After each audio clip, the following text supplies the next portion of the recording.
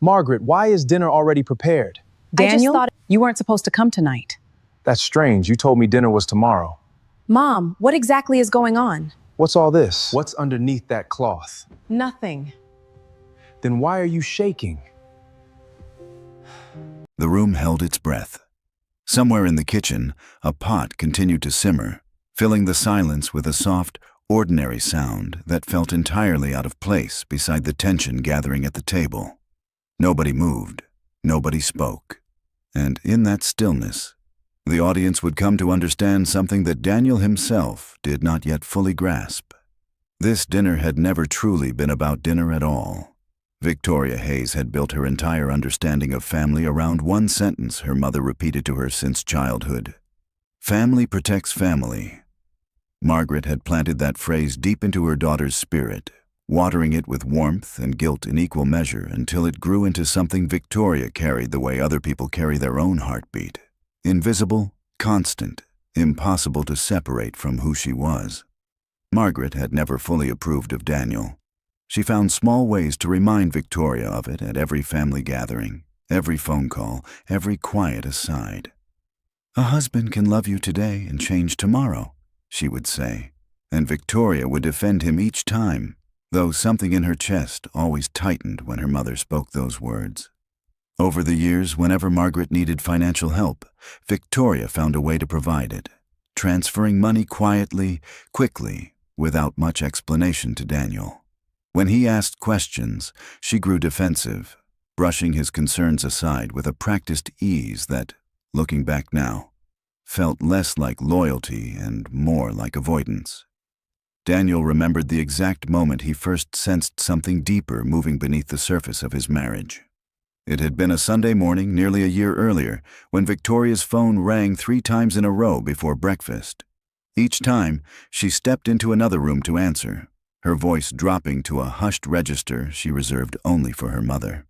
When she returned to the table, her smile stretched a little too wide, exactly the way Margaret's had stretched tonight. "Everything okay?" Daniel had asked. "Everything's fine," Victoria answered. "My mom just needed to talk something through."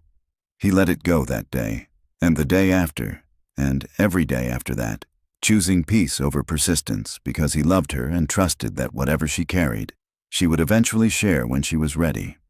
Standing in this dining room now, watching the truth arrive 12 hours ahead of schedule, Daniel understood how many mornings just like that one had quietly built toward this exact night.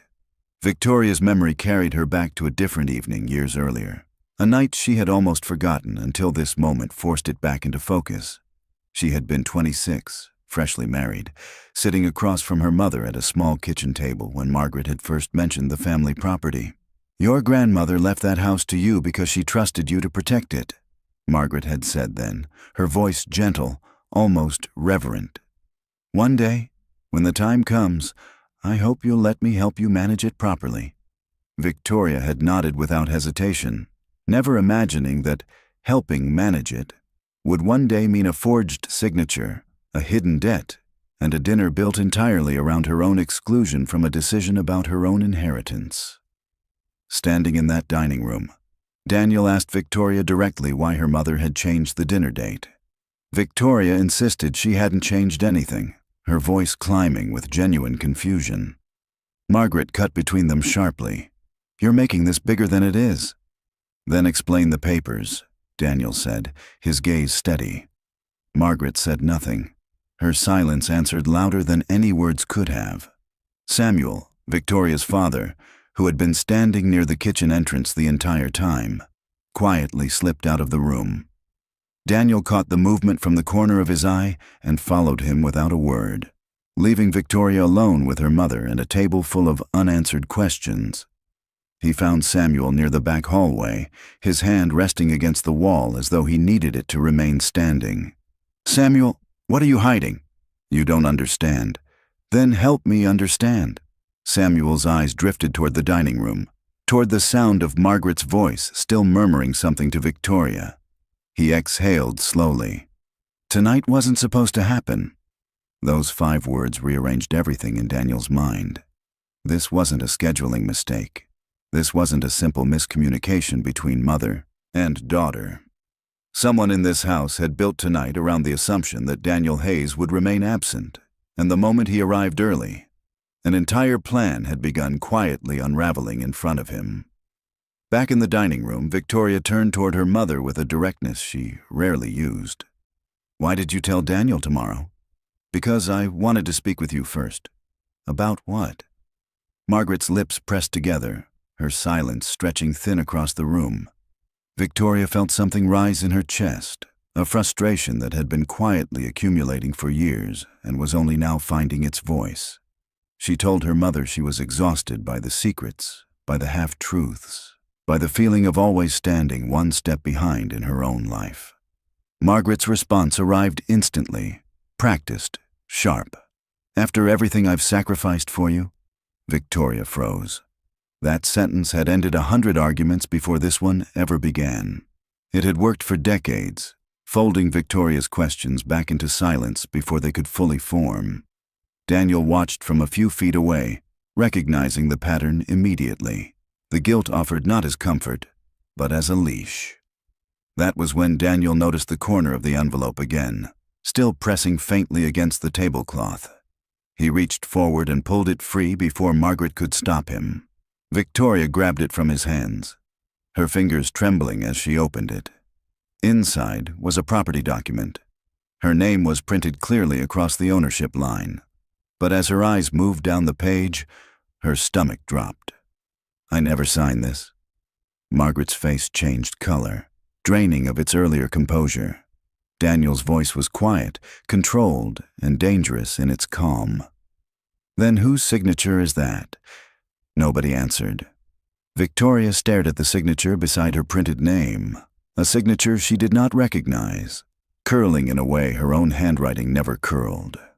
Her mind raced backward through years of trust, searching for the moment that trust had quietly been broken without her ever noticing.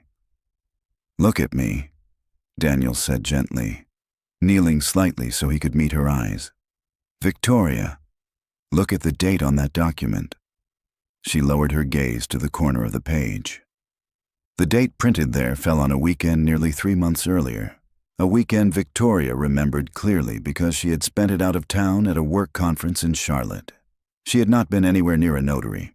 She had not signed a single document that entire weekend.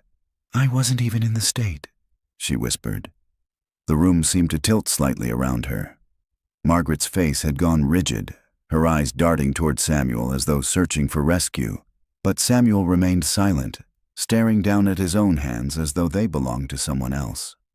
Victoria's voice rose, sharper now, carrying the first real edge of anger the evening had heard from her.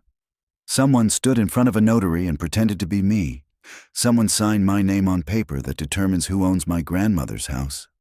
She looked directly at her mother. "Was it you?" She turned to her mother, disbelief and accusation tangled together in her voice. "Mom, did you forge my signature?" Margaret denied it immediately, her words coming too fast, too defensive. Samuel refused to speak at all, retreating further into the doorway, as though he could disappear into the wallpaper. Daniel's anger simmered beneath the surface, but Victoria's instinct fought against everything Daniel was suggesting. "Mom wouldn't steal from me," she said, though her voice cracked slightly on the word steal. "You don't know what she's been doing," Daniel answered. "She's my mother." "And I'm your husband." The words landed heavier than either of them expected. Victoria felt the floor of her marriage shift slightly beneath her feet.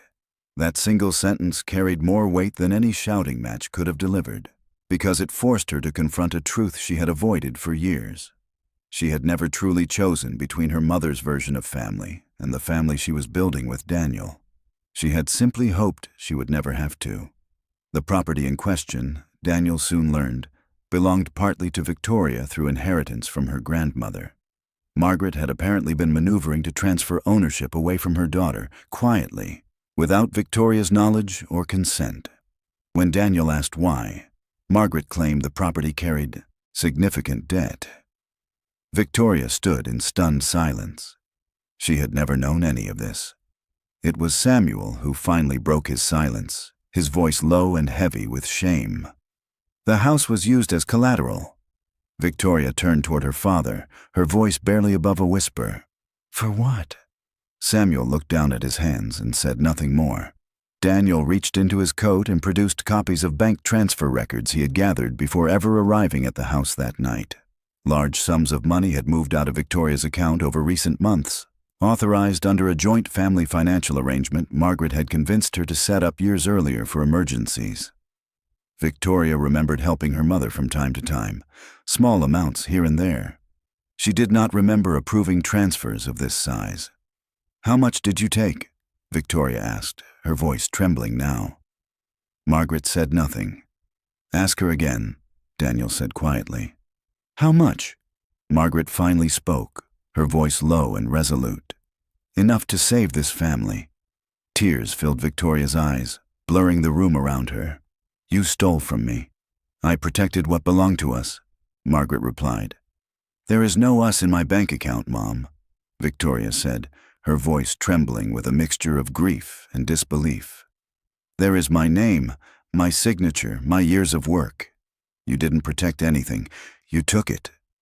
Margaret's eyes glistened, but her posture remained defiant, a woman still convinced that her reasoning outweighed her daughter's pain.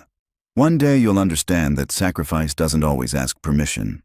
Sacrifice isn't sacrifice when you take it from someone else," Daniel said quietly, stepping closer to Victoria's side. "That's just theft wearing a kinder name." That single word, us, struck Victoria harder than anything else that had been said all evening. In that moment, she understood something devastating about the way her mother had always viewed her. Not as a daughter with her own boundaries, her own decisions, her own separate life.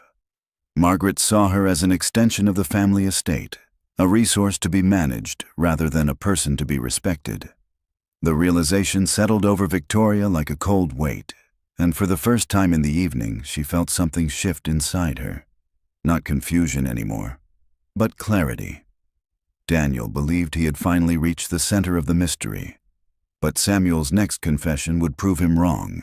The money Margaret had taken had never truly belonged to her plans alone.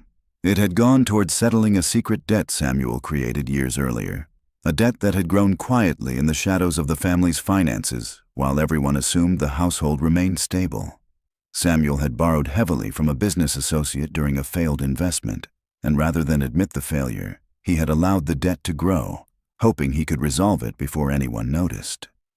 Margaret had discovered the truth long before tonight. Rather than exposing her husband, she had chosen to protect him, quietly moving money, quietly manipulating documents, quietly building a structure of secrecy around a debt that was never hers to carry. In her mind, she was saving the family from collapse. She was preventing shame from reaching her daughter's door. Victoria's understanding of her mother fractured into something far more complicated. Margaret was not simply greedy. She was not purely malicious. She was a woman who had convinced herself that protecting her family required deceiving the very people she claimed to protect. Daniel asked the question that had been building inside him for the last several minutes. "Why didn't you tell us?" Margaret's answer came without hesitation, worn smooth from years of repeating it to herself. "Because people abandon families when families become inconvenient." Daniel's response was quiet but immovable. "No. People abandon lies." The room fell into a silence that felt almost sacred, heavy with everything that had just been said. Victoria stood between the two people who had shaped her understanding of love and loyalty her entire life, and for the first time, she began to see the difference between the two. If this story has kept your heart racing the way it has kept ours, take a moment now to hit that subscribe button, because the truth in this house is only beginning to surface, and what happens next will change everything you think you understand about this family. The doorbell rang. Every head in the room turned at once. Margaret's expression shifted into something close to panic. Victoria moved toward the door, opening it to find a woman she barely recognized standing on the porch, composed and unbothered by the tension radiating from inside the house. Rebecca Morgan stepped into the dining room with the confidence of someone who had been invited, though nobody present had extended that invitation. She claimed she had come to help, though her presence seemed to unsettle Margaret in a way that suggested help was not truly what she offered. Daniel recognized her immediately. Years earlier, Rebecca had worked alongside his company during a business deal that ultimately collapsed. A collapse she had blamed on Daniel personally ever since. Her presence tonight, in this house, at this exact moment, felt anything but coincidental. Rebecca's eyes swept across the room, taking in the scattered documents, the untouched food, the visible cracks in every face she passed. A faint, knowing smile touched her lips, the smile of someone who had been waiting a long time for a moment exactly like this one. "I did try calling ahead," Rebecca said lightly, setting her purse down on the edge of the table as though she belonged there. "Margaret, you really should answer your phone." "You shouldn't be here," Margaret said, her voice low and urgent. "And yet," Rebecca answered, "here I am. Right on time, it seems, even if your other guest wasn't supposed to be." Victoria stepped forward, unwilling to let a stranger control the pace of an evening that had already spiraled far beyond her understanding. "Who are you?" Rebecca turned toward Victoria, her voice smooth and deliberate. "Your mother didn't do this alone." Victoria's eyes moved sharply toward Margaret. "What does she mean?" Margaret demanded that Rebecca leave immediately. Rebecca refused, reaching into her bag and placing a second envelope onto the already crowded table. Inside were financial documents that appeared to connect Daniel directly to the disputed property transaction, his name appearing beside signatures and dates that Victoria had never seen before tonight. For the first time since the front door had opened, Victoria looked at her husband and felt something she never expected to feel toward him: doubt. Victoria's voice shook as she turned to face Daniel fully. "Did you know about the property?" Daniel met her eyes directly, refusing to look away even as the weight of her question settled over him. "I knew there were financial problems in your family. I never knew about the forged transfer." "You knew?" Victoria's voice cracked, disbelief and hurt tangled together. "I knew there was debt." "And you said nothing?" "I was trying to protect you." "Everyone keeps saying that."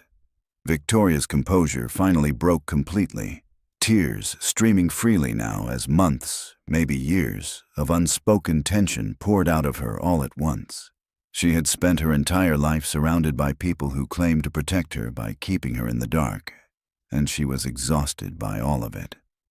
Margaret seized the moment instantly. "Now you see why I never trusted him."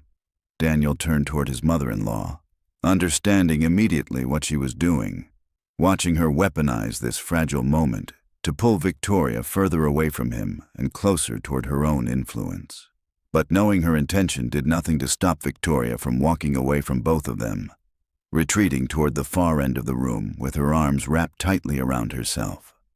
For the first time all evening, Daniel felt the situation slipping entirely outside his control. It was Margaret's own words that would ultimately expose her. Believing herself unheard, she leaned toward Rebecca and murmured something that Daniel happened to catch. "He came tonight when he wasn't supposed to." Daniel's mind locked onto that sentence immediately. He turned toward Margaret with new intensity. "Why did you need me gone tonight?" Margaret refused to answer, her jaw tightening as she looked away from him. Daniel reached for his phone. Earlier that evening, before he had ever walked through the front door, a voice message had come through by accident, a fragment of conversation recorded when a call connected without anyone realizing it. He pressed play. Margaret's own voice filled the room, tinny but unmistakable. "Once he signs it, Victoria won't be able to stop us." Victoria's face turned pale as the words settled over the room. She looked directly at her mother, her voice barely above a whisper. "Sign what?" Margaret said nothing. Daniel studied the documents spread across the table now, connecting fragments that had felt scattered only moments earlier.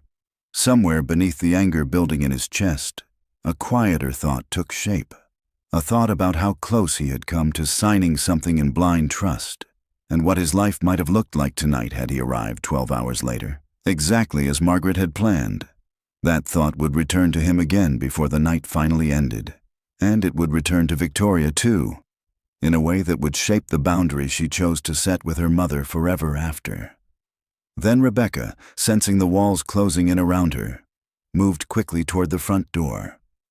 Victoria stepped in front of her, blocking her path completely. Nobody in that room expected the quiet, grieving daughter of moments earlier to transform so quickly into the person standing in front of them now. Victoria's tears had stopped. Her voice, when she spoke, carried a steadiness none of them had heard from her before tonight. "Everyone sit down," she said. Nobody argued. Victoria stood at the head of the table, looking around at the four people who had each, in their own way, shaped the events of this evening without ever fully including her in the truth. Her mother, her father, her husband, a stranger with her own hidden motives. Each of them had been steering the story around her, and she had spent the entire evening reacting rather than leading. That ended now. She turned first toward her father. "What did you borrow?" Samuel's shoulders sank as he finally confessed the full weight of the debt he had carried in silence for years, describing the failed investment, the mounting interest, the shame that had kept him from ever telling his daughter the truth.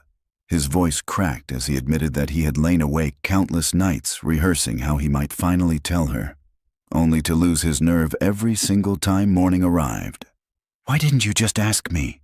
Victoria asked quietly. "I would have helped you. You didn't need to hide it." "Because a father isn't supposed to need saving by his daughter," Samuel answered, his voice barely above a whisper. "I told myself I would fix it before you ever had to know." Victoria let that sit for a moment before turning next toward Rebecca. "Why are you helping my mother?"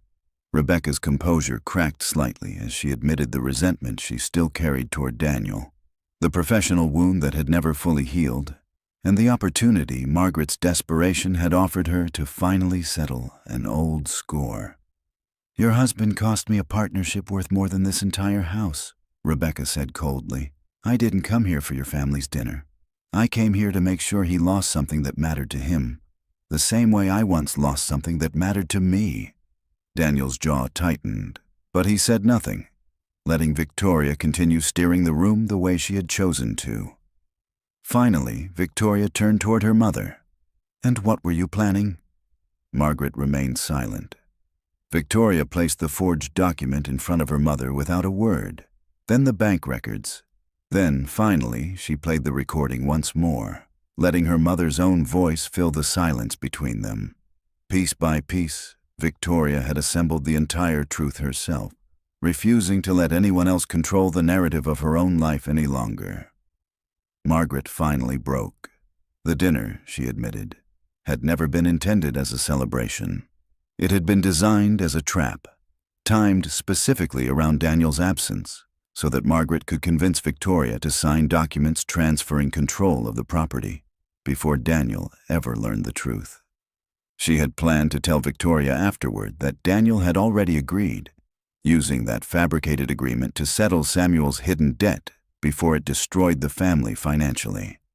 Rebecca's involvement added another layer entirely. She had promised Margaret assistance in quickly selling the property once the transfer was complete, but her true motivation ran deeper than simple financial help. Rebecca wanted Daniel exposed, embarrassed, professionally and personally damaged in whatever way she could manage. Margaret believed she was saving her family. Rebecca wanted Daniel ruined. Two very different motives had quietly merged into a single, devastating plan, each woman using the other to reach an entirely separate goal. The dining room, once set so carefully for a celebration, now felt like the site of a quiet excavation, every layer pulled back to reveal something none of them had been prepared to face. Before we continue toward the final truth of this story, take a moment to consider something.